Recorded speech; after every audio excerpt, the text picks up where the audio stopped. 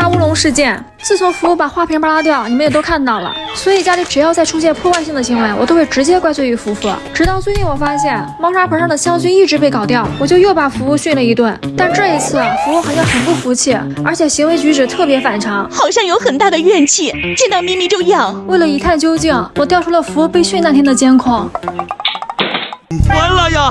错怪福福了。但更奇怪的是，下来懂事的咪咪为啥一次次扒拉掉呢？直到我看见爆满了，引我注意，福福刚好去围观，请明明背了个大锅，这下通了。完了。